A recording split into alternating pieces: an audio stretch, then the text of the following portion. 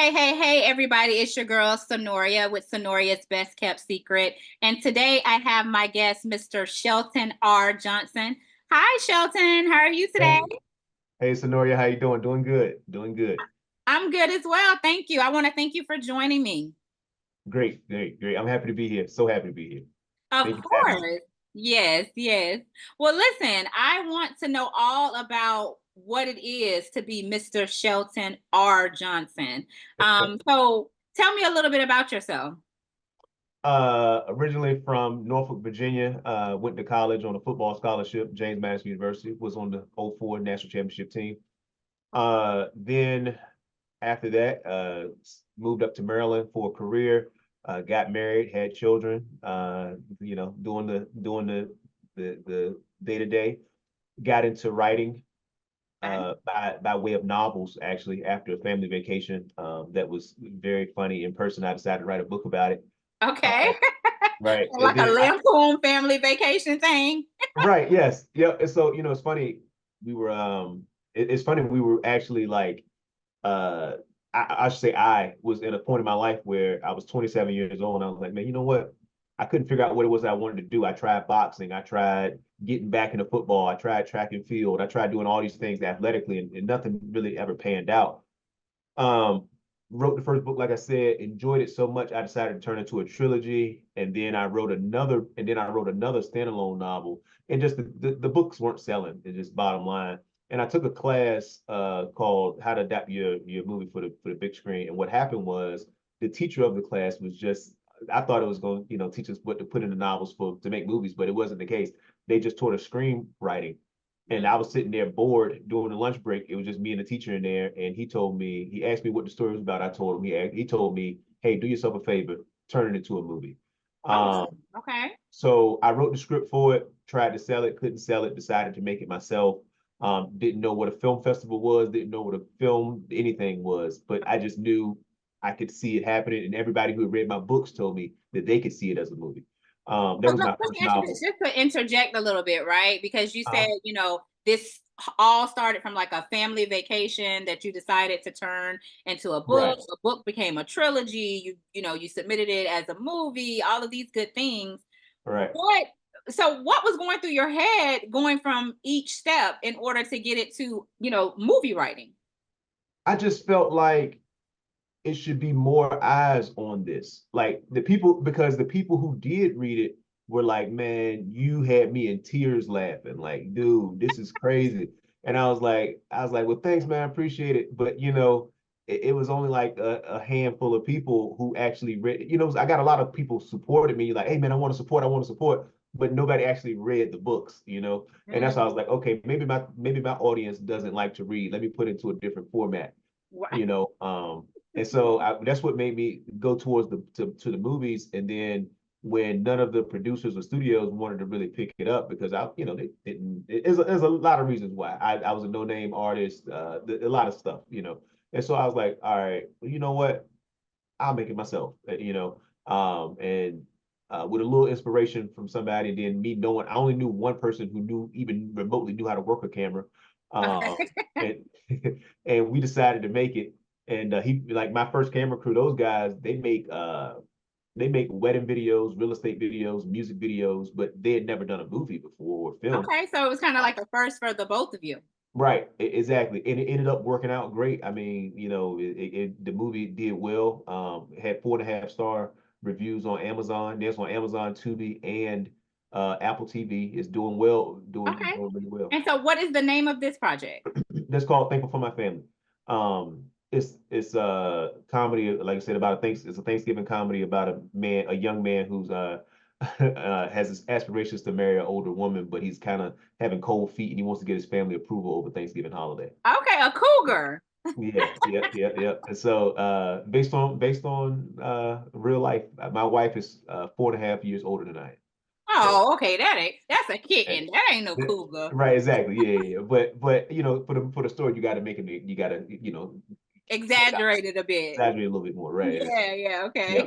And so that's what happened. And it was and then it just took off from there. It was just it was like I'm fortunate to live in a day and time where I don't have to have a major studio or major producer or anything to create something. You know, you really have your own destiny in your own hands nowadays. You know, you just got to put in the work to make it happen. I love that you touched on that, right? And that you Mhm. said that, because that is very important, because sometimes you don't get the opportunities that you feel that you deserve, or the recognition that you should for certain projects or certain skill sets or artistry. So the fact that you were, set to say, you know what, I know that this is something that people need to see. Let me Right. go ahead and set my own table. I Right. love that. Yes. Yes, absolutely. Yep, that's true. And you know, and it's I really I've enjoyed the entire process. I really have. It's funny, there's a quote by Steve Jobs. Somebody asked him one time, do you have to love what you do in order to be successful at it? And he said, absolutely. He said, because you're going to face so many hurdles along the way that if you don't love it, you'll give up. And that's exactly what you're talking about. Like when you go out here and you make things happen and you put in the work and you take your own destiny to your own hands, you're going to run into hurdles, but it's all about your perspective. You can either see them as hurdles, or you can see them as brick walls. Like, oh, well, I tried to do that, but that I couldn't do it because and your perspective is going to determine how far or how little you succeed. Right, the outcome Yep. of that. Because a brick wall, someone will see a brick wall and say, hey, I can't get through that or get around it. But those Hmm. hurdles, oh, I could just jump over there. I just got to keep Hmm. going. You I just have got to to keep keep going. just like a runner, you have to Mhm. keep the pace You do. and get over those hurdles one at a time. So I Yep. love that analogy. That's Yeah. beautiful. Well, thank you. I appreciate it. Thank you. Yes, of course. Now, not only are you a screenwriter and a director, you're an award-winning screenwriter and director. Tell us a little bit Yes. about that. Well, first of all, it's funny. That's because of film festivals, and I did not know a single thing about film festivals, like I said when I made my first movie. Right. Afterwards, I learned a lot when I wasn't able to get mainstream distribution for my film. And some people probably saying, "But wait a minute, you said it was on Amazon and blah blah blah blah." Well, the goal was to sign with a major distributor and have it shopped around to the Netflixes and the Paramount Pluses and the whatnot or whatever. At the time, though, Amazon, I don't even think they do it anymore, but at the time, Amazon had a program where if you were an independent filmmaker, you could get your movie uploaded to Amazon. And so I took advantage of that, and that's how I started getting the good ratings and whatnot on Amazon. And Oh, then look later at that. on, Look at got that little gem, that little nugget that you yeah, drop in. Right. yeah. Okay. And Look, and then like you later, said, humble beginnings, but you right. began the process. You did it. You're an award-winning artist as far as being a director and screenwriter. Now, I know that you have a couple of other projects. I want to get into those. So you have Oh yeah, Almost an Angel, and then yes, almost. also, Yeah. uh-huh. No. You go ahead. Go ahead. Go Okay. ahead. No, and I love this other title so much. I just think it's so interesting. So, Havoc, Chaos, and a Little Disaster. Tell us about Yes. Okay. So that ties into the previous question. that. Havoc, Chaos, and a Little Disaster was a movie that I wrote that was never made. It was going into production, and then I just had a lot of people back out and whatnot because of either timing or a lot of people didn't like the vulgar humor that was in it and whatnot. And that's another thing with thanking for my family. It was my first movie, and it did have some colorful language in it. So that's how I became but that's how I became an award-winning screenwriter is because of Havoc, Chaos, and a Little Disaster. Okay. I won the 2020 Atlanta Comedy Film Festival. Okay. During What's the middle of up? COVID, I flew down Yes. there. Thank you. During the middle of COVID, I flew down there and I won that competition for best screenwriter, best overall screenwriter.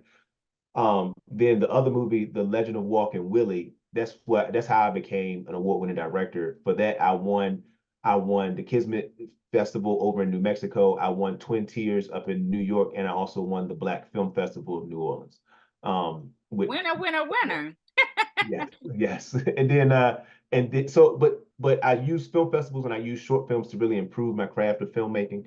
And then I decided to make this new project, Almost an Angel, earlier this year. This will be my second feature film, and this one is a clean, family-friendly comedy, and it's a story about a man who lived a selfish life, and then he's given 24 hours to go back to earth and right his wrongs by showing charity, empathy, and forgiveness.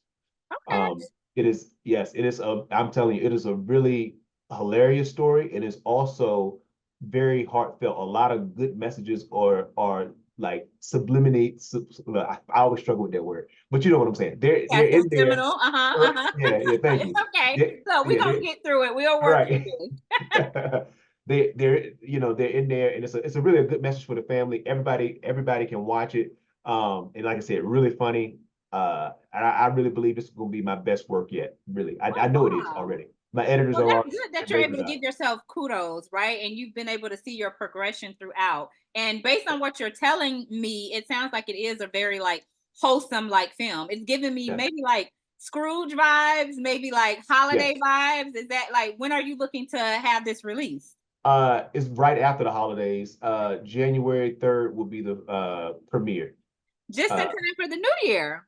right, just at the new year. Yes, and people will have the opportunity to see it. I'm gonna make sure that audiences around the country can see it. Real, yeah. And that kind of goes together, right? Because it sounds like this is somebody who's going to have like a new beginning. So I think the new year is the perfect time to actually release Yes. this project. Yeah. Yeah. Same. Yeah. Yep. So again, Yeah. almost an angel. Almost an angel. Yes. And where will we be able to see that? Well, January 3rd, it will be in St. Leonard, Maryland, at Crossroads Baptist Church. That's gonna be like 400 people there. And then I'm doing another one for sure in February, the Saturday after the Valentine's Day in my hometown of Norfolk, Virginia, where I'm from. And then in between that time, I'm sure I'll be doing some other things, but the main goal is to get it out to the distributors, to get it on platforms where people can see it, like I said. And this will be a movie that distributors won't be afraid to mess with because it has, like I said, it's all clean, it's family friendly. So once it gets to the distributors, I can let you know exactly where everybody can watch it. And don't forget my ticket invite. I'm Yes, yes, absolutely. yes, yes. Get Now, you up Virginia, oh, go DC. ahead. I'm sorry. Now, so we got to get you up to the DMV. Exactly. Yes, I'm Yeah, gonna love yeah. that. I have some good friends in that area also. One of my friends, she's Okay. actually pregnant right now. She's expecting right now. So I haven't been able to go see her as much. So that might be a perfect time to see the baby and all that. Yeah. Yeah, There you go. See the baby, see the movie, see everything. see everything. Yeah. I Right. love it. I love it. Now, I know that you mentioned earlier, your cougar wife. She's not a she's the funny thing is I act older than she does. Right. Like you would think I'm 80 the way I move around and be talking and stuff, but she's very young at heart and youthful and fit and always wanting to go on walks and do things. And I'm the one like let's take a nap and eat a sandwich. So Okay. Well, I was being facetious because I don't need her. I don't want her getting at me talking about she a cougar. Like I said, no, that's not really that's not really an age gap. But it sounds like you have a very supportive structure. I do. It's amazing how things work. We met, like I said, when I was playing college football is when we met, and ever since then, it's not a, don't get me wrong, it's not a cakewalk or anything, but I will say it's been good. I'm really appreciative of her and the things that I've learned from her, really the value that she brings in my life. I will say, she is, how can I put it? Like she is, first of all, the realest. Like That's important. she Yes, will tell me if like Shelton, no, that ain't that's good. not it. That's not right. Is that, oh yeah, she is, and I love that. I love that. Right. Like I would not want somebody who is just like, oh, that's great, Shelton. Everything you do is great. Like, no. Um, I would like to think she would say that because you are an extension of her, that whatever you're putting out there is also a representation of her. You know what I mean? So I Well, think not that my not all the time now. Like so, okay, like like in the skits and stuff when I do the female characters, I need to clearly say, and that is not how she acts at all. Okay, okay, like because you don't want to get checked at home. yeah, is that no, yeah, that is an imaginary voice that I do on the little machine thing. Like no, she does not talk like that at all. She is so like she's very she's very polite and like, you know, like, she's nothing like the person in the skits, like at all. Okay. Not Okay. not very, very sweet, wouldn't kill a fly. I mean, I really and I but I really love that. I love our conversations. You know how, again, just how clear and vivid she is with me, and a lot of people don't see that. It's hard to say, like, some people would probably see that as like, oh, a lack of support, but it's not really. It's that honesty is really what you need in order to grow. You know, Right. a lot of Yes. people And who surrounded by else yes if men not and wonder your why they're your not your succeeding. right hand woman, your main Right, partner? You want that truth because right. you have a lot of people that don't mind. I mean, what I was saying was as far as it being a representation, not necessarily your skit. Mhm. But what I'm saying is an extension of her being, and I'm sure she's very proud of you and the things that you've done and that you've accomplished and that you look to accomplish. So it's Right. like if you're putting something out there, of course she wants to be able to say yes or no or what she thinks because it's like I know what she knows what you can do. Absolutely. And she Yes. wants you to put that best foot forward. Absolutely. And let me Okay. tell you, she cares about people like you, female fans. Like, she's like, Shelton, the woman ain't gonna be feeling that. Like, don't do that. She'll tell that in a heartbeat. She'll be like, nah, that ain't gonna fly, Shelton. So, and or she'll be like, yeah, that's funny. Like, that's a good one. It's again, I just appreciate her honesty. I appreciate her. Like, sometimes, like right now, I know we're recording or whatever, but you see this couch back here. Like, she will sit on the couch while I'm at my computer right now. And like, she'll sit at the couch while I'm doing my stuff and working and whatnot. And just having her here by my side is, Right. I'm telling you, like, it means so much. Love that. That's Yeah. so sweet. Yeah. But the Oh. crazy part is, let me say this though. As much as I love her and as much as she supports me, she is not my biggest supporter. My Oh. biggest my biggest supporter is my son. This Oh, boy, gotcha. Oh, listen. And how old is he? he's 10. Let me tell Okay, you, yeah. So he's that really boy, watching dad right now. Yes. yes. And let me tell you, all of his teachers know what I do because of him. All of his anybody who meets him knows, my dad, he does skits, he So makes movies, he writes you, books. My you're dad, regular my for show dad, and my dad. tell. What you say?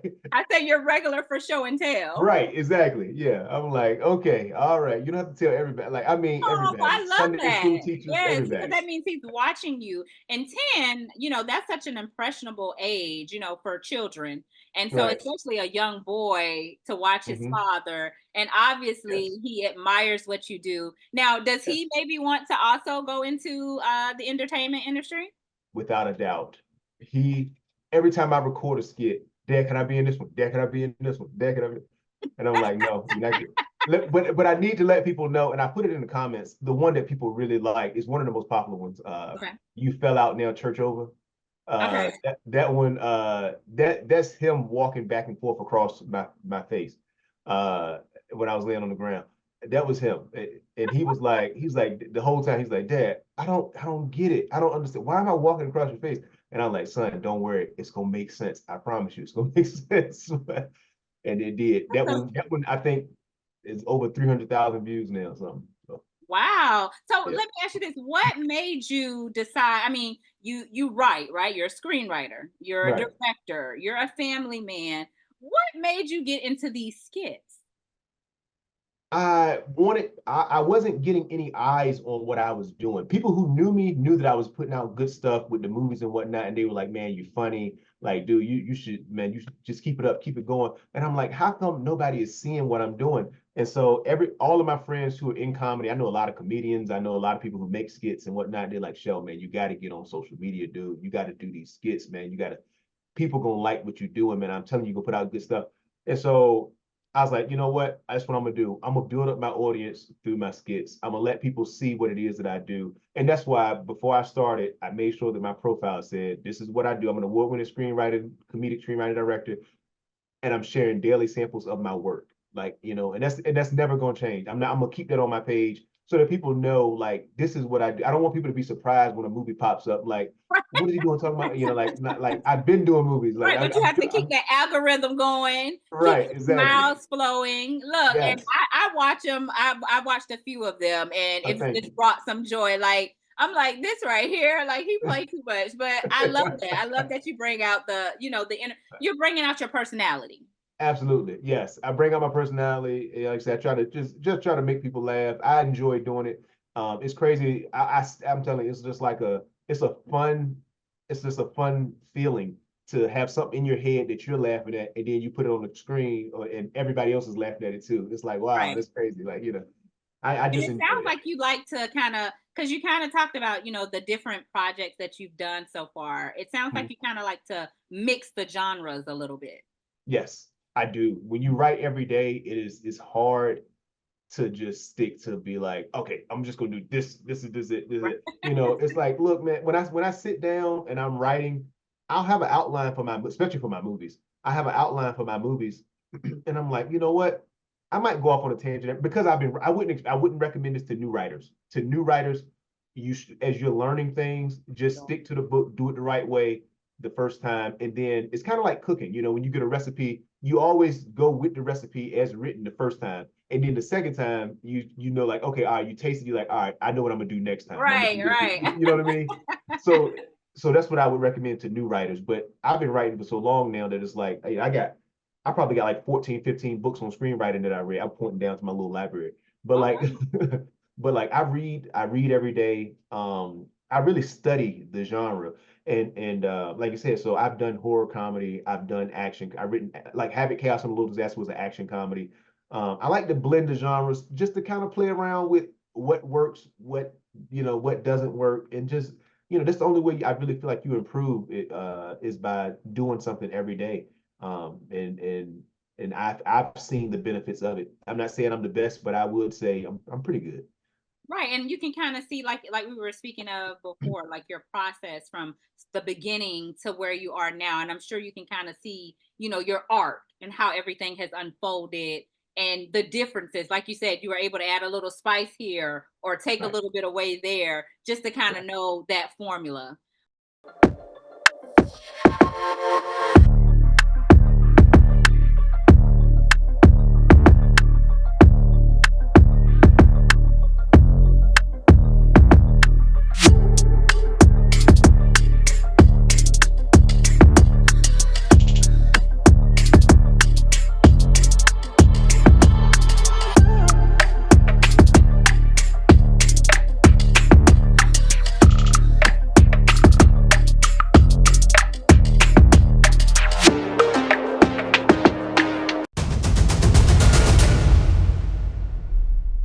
This is Synoria's best kept secret.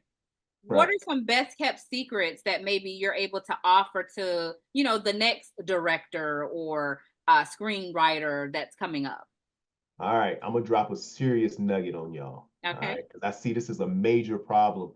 I had the opportunity to be a judge on a panel up at a film festival in DC, and I've gone to a lot of other film festivals. And I noticed that the main problem with most filmmakers is they spend so much of their budget, technically, really all of their budget, on production quality, production quality, production quality, acting quality, acting quality, acting quality. And there's so much thought and money that goes into that whole pre-production, production, and even post-production. But none of them take the time to focus on marketing. What they Mm, need to realize, that's why you will never hear me consider myself a creative. When people call me a creative, I understand it comes from a place of love, but you would never hear me call myself a creative. It won't happen. Because I realize this is a business. This is a business. And all of these people at the film festivals who have the ambition, there's some who don't, but most of them do, who have the ambition to do this for a living, you have to realize that this is a business if you want to make money from it. Therefore, you need to know the three things of every business, which is the craft of the business, okay. the marketing of the business, and how to sell. Okay. There's no successful business that doesn't know how to sell. Okay. So before you even set your foot on a movie set or whatever, and before you even really put pen to paper on a script, you need to know how you're going to market this movie. Okay, so before I even start a script, I always start with the log line first. How can I say this in one or two sentences? And then how am I going to market this? And I Mm, don't, and when I make my marketing plan, I don't put any faith in anybody else except me. gotcha. Okay, what can I control? And that's my little secret of it. And I will also say this: don't spend money unless you have a guarantee. If you Mm, don't have a if you don't have a guaranteed outcome, don't spend money. I Because like that. Listen, so I can CMS, craft, market, sale. yes. I love that. Yeah. Yep. Every That is a business, great nugget. yes, every business has to have it. I don't care if you entertainment business, construction business, you got to be able to market it, you got to be able to sell it, and you got to be good at the craft of it. That's is what it is, whether it's product or service. So let me ask you this then. Mhm. That's your tidbit for, maybe the next up and coming, Yes. or that someone that might want to, I guess, get a head start. Mhm. What would you say you wish you would have known prior to you getting into that? Would that kind of tie into the same thing? It would, but I can give you something else. Okay. Give me something else. Look, that's what we here Okay. for. That was a hard lesson learned in my first novel. I thought that I was going to write my first book, and then I was going to. This is literally what I did. I wrote my first novel. I said I'm about to be a millionaire. I told all my coworkers and everything, I'm gonna be a millionaire. Oh, watch this. I wrote a novel. I wrote a book. I went and paid a ton of money to this publicist, and all she did was get me an article in a local newspaper. That was it. Wow. Yes. And when I tell you, Something that you basically could have did yourself. I could have basically did myself. Yes. So then, that was a hard lesson learned on where to spend your money. That's why I added that tidbit. But I will also say this: don't look for the big win. Mm, Don't think that you're going to be an overnight success. I'm not saying those things don't happen to people, but they're far and few between. When you listen to all the people who've been successful, who've become successful, highly successful, all the names that household names, Kevin Hart, Steve Harvey, all these famous people, it wasn't an overnight thing. It was a little bit at a time. Every day they just gotta keep getting a little bit better, and celebrate those things, celebrate the little wins, celebrate them. I mean, it's like I'm coming up on a personal celebration, and I'm gonna share it with everybody. okay. Consistent. When I make these skits, my three things are consistency, relatability, and humor. Those are my three big things. The thing I was most worried about was consistency. Right. I was most worried that I was like, oh man, how am I post every day? Like, how am Right. I, you Right. know? But now, and they said it takes 90 days to make a habit. So I put a little mark on my personal calendar. July 25th will be nine. I made my first post on April 25th. July 25th will be 90 days of Oh posting every yeah. day. And let Listen, me you tell have to, you, like you said, celebrate each you got to win. sell each Yes. win, right? Nobody would ever know that except me had I not said it. But Right. but like, that's a major win for me, and people don't even realize life still goes on. That's Right. now this is nugget number three. Life still goes on. Don't Life be think lifing. Yes, don't think just because you're pursuing what you're supposed to be pursuing that all of a sudden God is going to open up the floodgates and be like, "Hey, y'all, take it easy on him now. Don't, he's doing something. Don't take it easy." Like, no, you still gonna have hurdles. You still gonna have things you have to overcome. Life is still gonna be happening, and Right.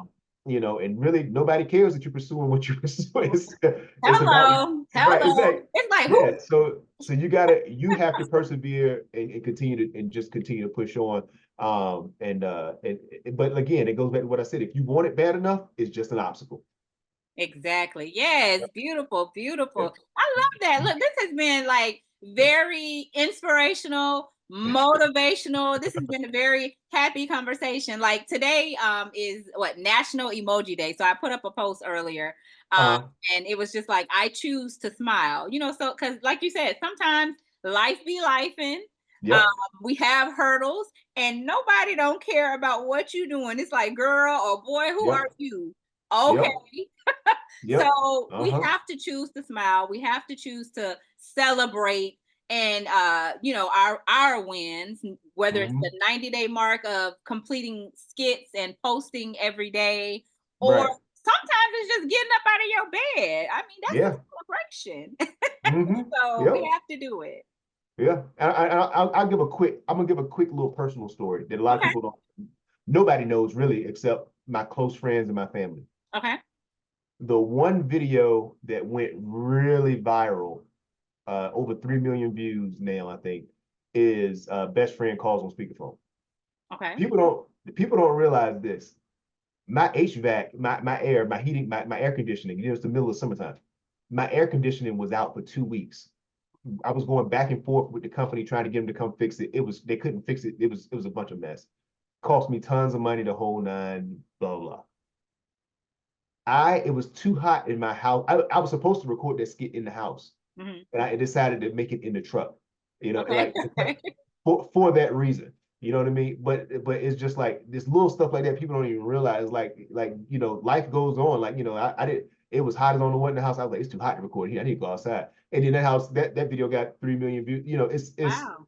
It's stuff like that again, personal stuff that again. But had I missed that day of posting, you know what I mean? I wouldn't be getting ready to come from on a 90-day mark. What I'm saying is life continues. I have personal problems. Everybody, you got personal stuff going on. Have to push You through. just gotta be consistent though. Yes. Consistency. Have to push through. Yes, I Yep. love that. Consistency is key. Yep. Listen, Shelton, it's been a pleasure speaking with you. I look forward to the many different projects that you have coming. Like I said, don't forget my ticket for I ain't gonna forget you. January. I'll be on the lookout. Yes. You'll Let see us tickets know available where in we can November. find you on social media, like all your platforms. Yes. I am directed by SRJ on every platform, on YouTube, on TikTok, on Instagram, and on Facebook. Directed by SRJ. That's who I am. And I think if you put in Shelton R. Johnson, I think I'll still pop up. But directed by SRJ, I will definitely pop up for sure. And I'm saying Yes. it's the same photo, same everything on every platform. Same little profile icon picture thing. You know what I'm talking Yes, about. we know what you're Yes. talking about. Right. We make sure you guys find him. Directed Yes. by SRJ on all Yes. social media platforms. Yes. And all of my content is clean and family friendly. I don't put any skits up there that have anything that's of sexual nature, anything that is vulgar in any way. I don't do any political stuff. I don't do any racial stuff. Yeah. So not that I can't. But Right, right. but You want to keep it cute, like they say, keep it right, cute. exactly. Yes, I have tons of jokes now that but I keep it clean on all these social platforms. Yeah. Exactly, exactly. Yeah.